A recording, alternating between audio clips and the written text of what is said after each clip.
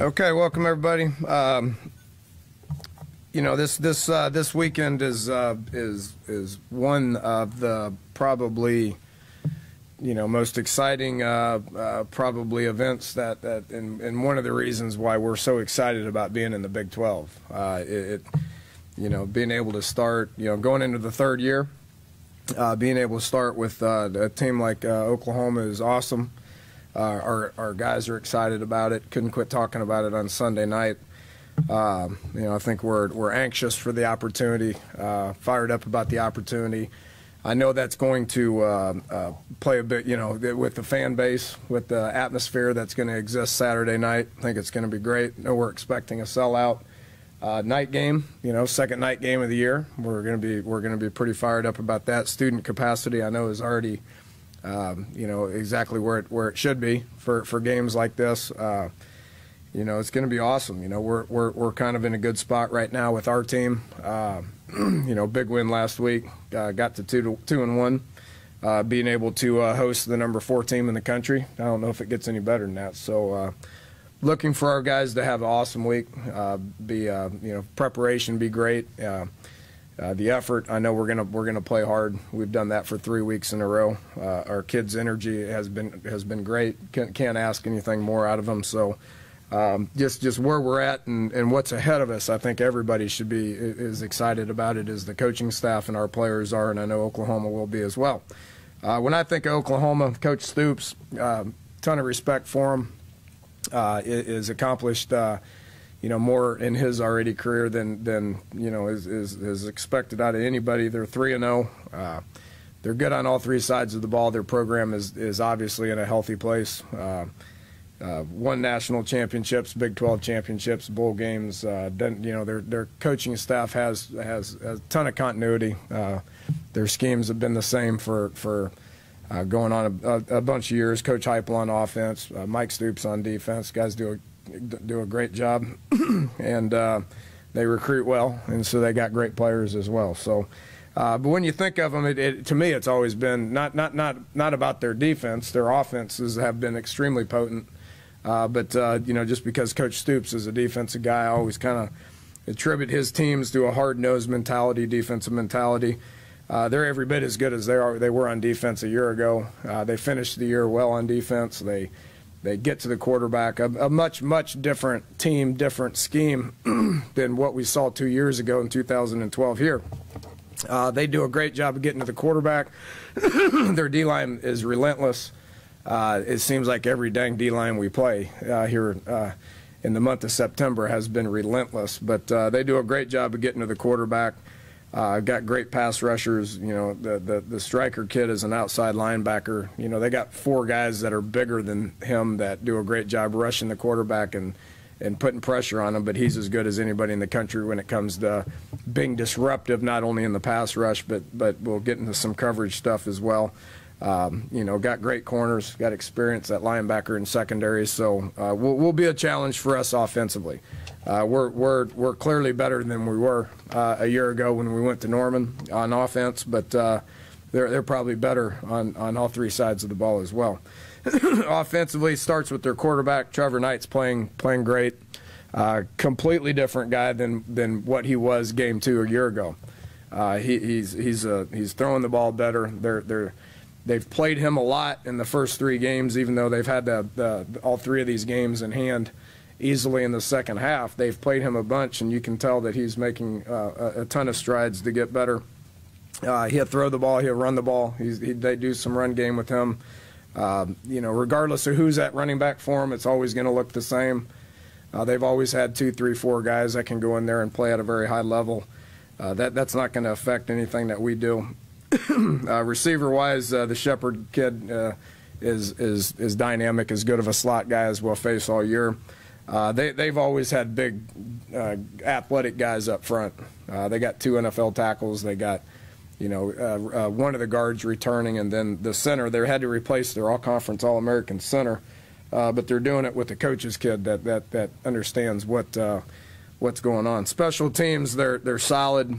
They pay attention to it. They do a great job with it. They got all seniors. Their place kicker is one of the best in the country. Their punter is a senior who's a quality guy. Their kickoff guy, which is a separate guy, also a senior, kicks everything into the end zone. And then they're good in the return game. So we're going to have to clean up some things on punt team. Didn't cover very good last week. Had a challenge, didn't meet it. But we did a great job with our kickoff team. Both those units with the coverages are going to have to be on par. And then you know, but we know it's going to be a challenge with them. So that's my take. We'll take some questions after. Take some questions. How does Worley's suspension affect what you guys can do defensively?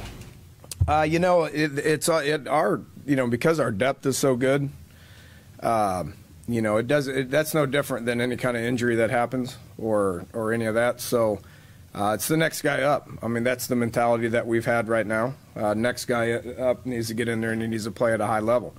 If you know, we lose a guy because he's tired, if we lose a guy because he's injured, if we lose a guy because of graduation or whatever it is, there's guys that need to step up. You know, and so we get Icky Banks back this week, so he's gonna be able to provide us with depth. Jalen Myers is a guy that continues to get better. Chestnut's playing well. You know, he was injured in the game, didn't come back, but it's a bruise. He'll be able to practice all week and be fine. So I think our corner, you know, a couple years ago we lined up with, I think it was Icky and Nana were our two corners against Oklahoma 2 years ago when they had some NFL receivers that were pretty good. So our corner play has been better. Our depth has been better, and it's no different than when we had 4 guys go down at running back in the game because we played 108 snaps and guys were tired and guys were dinged up or helmets popped off or whatever it is. Dustin Garrison runs in there and is the player of the game. So that mentality needs to exist at every level, at every position, on all 3 sides of the ball. Made a big deal about this with the depth. You know, why is it important to have 55 guys? We played 61 guys in this game last week against Maryland. That's a lot of numbers. Why is that important? Because you better have guys go in there in the 4th quarter and play at a high level if you want to win. If you don't have guys go in there in the 4th quarter and play at a high level or second half or the entire game, then you're not going to win. You know, Maryland's that kind of team, and certainly Oklahoma is as well. Did he get a lot of reps during the suspension, or just a little bit? What's that? Did Icky Banks get a lot of reps during the suspension? You know, his attitude's been great. He's been on our scout team for the last 3 weeks. He's done everything that he's supposed to have been done. He's given us great looks on defense. I'm gonna on our scout team defense. I'm gonna certainly miss him. Obviously, I'd rather have him over on the other side, but he's helped our scout team defense and he's helped our offense in preparation. Yes. Danny, indefinite's a weird word. Is there some way in which he could be good to go on Saturday, or is he out for Saturday? Right now he's indefinitely suspended. You know, and we're just going to leave it at that. I don't have any other comments other than that. Danny, cornerback depth. You talked about Nana a little bit, but there's several guys that were hurt early, haven't played. Brandon Napoleon, the Richardson kid. What's his status on? Okay, Napoleon. I knew I'd get an injury question, so I'm prepared. He just had surgery this morning. Okay, he's been rehabbing a knee. He's going to be out for the year. Okay, Napoleon. He's been rehabbing a knee, and it hadn't been getting any better, so we went ahead and cut on him.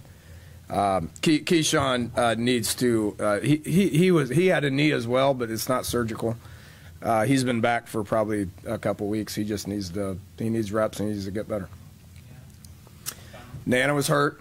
Okay, he's been back. He actually probably played 2 or 3 snaps on special teams in the game on Saturday. He's a developmental guy that needs to continue to get better. He had, I don't even know what he had, but he was out for probably a week or 2, and he's coming back. All right, he's been on scout team for the last couple of weeks. Keyshawn was on scout team a week ago. Why can we put those guys on scout team? Because we have good depth.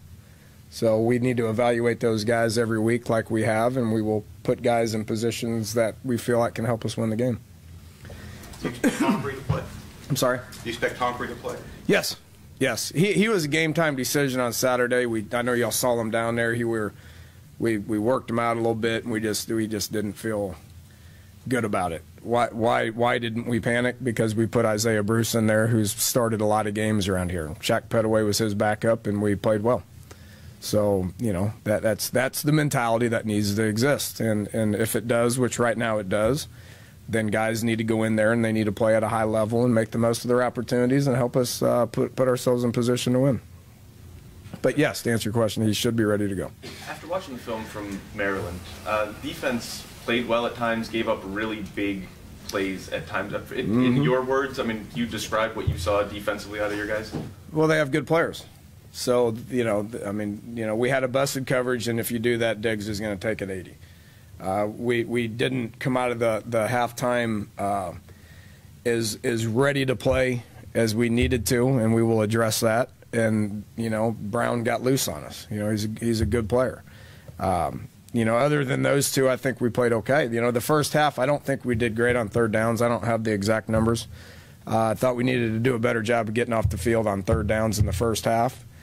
Well, in the second half, it was excellent. It was fantastic. Their last 7 possessions they had, they didn't make a first down.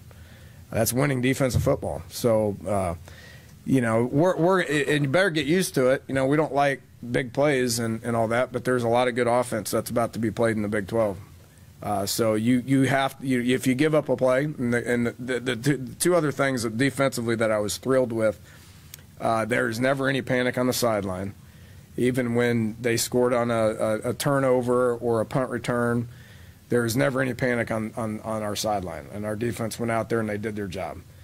You know, we know there was 4 turnovers in the game. They scored 3 points off 4 turnovers. That's winning defensive performance. So you give up some big plays, they score some points. You know, it can't affect how you play, and it didn't affect how we played defensively.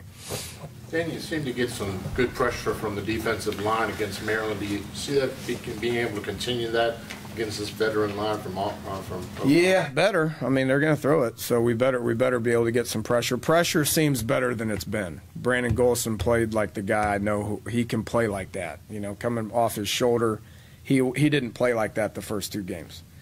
He got 2 sacks, so that was great to see. Noble played the best game that he's played since he's been here. He got pressure on the quarterback a little bit. You know, Shaq Riddick needs to continue to get better. You know, so we're getting better at it, and it's something that regardless of who we play, you know, there's going to be passing situations that we need to be able to line up and get to the quarterback. You mentioned after the Maryland game, you thought the offensive line kind of hit a lull there in the fourth quarter. What did you see? Yeah, they did. They were. You know, they were working on their 95th, 98th, 101st play. So they were, and they played every snap, and they played hard. Their effort was great, but it wasn't so much of a lull. I think they were just getting a little wore down. You know, and I give Maryland credit. Their D line, those guys played hard, man. They played hard. So that takes a lot out of you. You know, so I was thrilled with how our 5 guys went out there on that last drive, and they emptied their tank and played great and got us in position to be able to win the game. It speaks to the conditioning, obviously. Absolutely.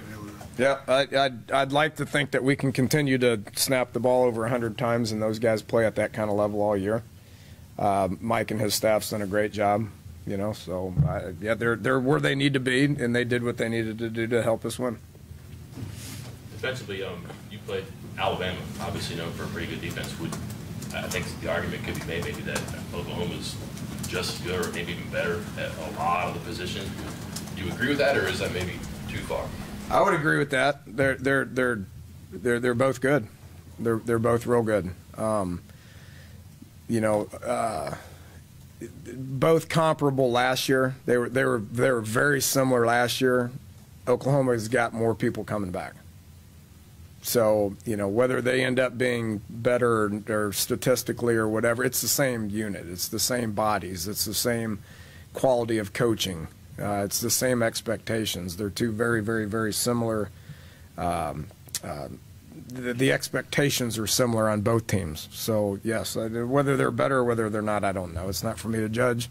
We'll prepare. There's some differences with scheme and stuff, as everybody has differences. We will prepare to try to attack this scheme because this is who we play.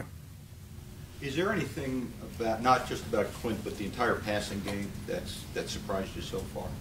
Nothing surprises me. I've seen it for a long, long time.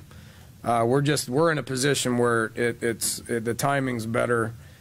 You know, and I've made a lot of it. The rapport with Clint and these guys is a lot better. Our pass protection is night and day different than what it was a year ago. You know, we're just in a much better place. You know, which is what our expectations are. We should be able to pass protect like this. We should be able to be accurate with our eyes, Clint, and throwing the ball, and we should be able to get open and make plays downfield. I was excited to see Mario, DeKeel, Kevin make plays downfield. You know, and that's what our expectations are, and they're getting to the point to where they're doing it.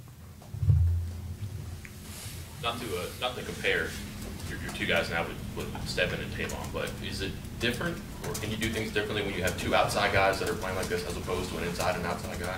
Yes, you stretch the field better. You can stretch the field better. That's extremely important, especially when you're running the ball like we are, to keep those safeties back. You know, there is a pretty good cat and mouse game going on with what their safeties were doing and what my eyes were doing and what the plays were getting called. So to have guys that can stretch the field definitely keep safeties back, which allows you to be able to run the ball better. Offensive football 101. Need to hear you say that. Yeah. You mentioned offensive football 101. Could you explain a little bit how you have plays, off plays, when you send in a play, Clint has an alternative? Does he have a alternative play to go to, or does he just read himself and call a different play? It's sometimes he's got multiple options. Sometimes he has no options. Sometimes he calls a different play altogether. You know, and that's where Clint has definitely matured and developed. You know, I judge his mental performance every bit as much as we do what his, you know, the stats are, or, you know, their overall performance. I mean, there's a lot of things that happens throughout the course of the game that nobody knows other than me and him and probably Shannon. You know, just as far as what actually was signaled to him, what was said in meetings, as far as if we call this play and you see this, do that. He's at the point where he understands all that. And he can come to the sidelines and I can say, well, why didn't you make this adjustment? And he goes, yeah. And he gets it. He understands it. Where a year ago it would have been, I would have said that and it would have just went right over his head. So there's multiple options. How many specifically would, you know, it's different from play to play.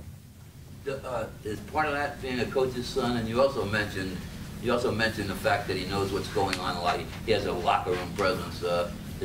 Explain that a little bit. Well, he grew up. He's much like my son. When I don't know if y'all have seen my son running around here, Logan. I mean, he runs through the building. He hangs out downstairs, plays pool with them, plays catch, gets a workout with Mike. I mean, you know, that was Clint. You know, that was Clint probably about 5, 6, 7, 8 years ago, 9, 10 years ago, whenever it was. But anyway, he has that kind of knowledge when it comes to how things work in a locker room, which is probably different than what you think it is. But he understands how important that locker room is and how you relate to a lot of these guys from many different backgrounds, from you know, many different interests and all that. But then the knowledge of the game, just because he's a smart kid, he understands the game, he's been around it, and now he understands what we're trying to do. So you put all that stuff together, and right now we have a more winning offensive performance than what we saw at any point last year. Hopefully we can keep it up. OU's got many challenges that we gotta fight. You made one of those running plays you kind of frowned upon early. It took a pretty good hit in the sideline. It looked like. Did you see what happened there, and did you know that he was prone and looked like motionless? Oh, he's fine. He's just faking. Yeah. Got the wind knocked out of him a little bit, so it was, you know, it was something that we do a good bit. I mean, I don't know what's so hard about that damn pass, because it's the only pass he hasn't completed. You know, one to Cody, one to Eli, one, and then to this one, you know, the guy was right behind him. He just didn't feel like triggering it, so he was like, should I trigger it? Should I trigger it? Should I trigger it? And then he said no, and he didn't, and he took a hit because of it. So it's what we've been talking about: make good decisions, get the ball out of your hands. He didn't do that, so he took a hit and laid there for a second and then jumped up and played great after that.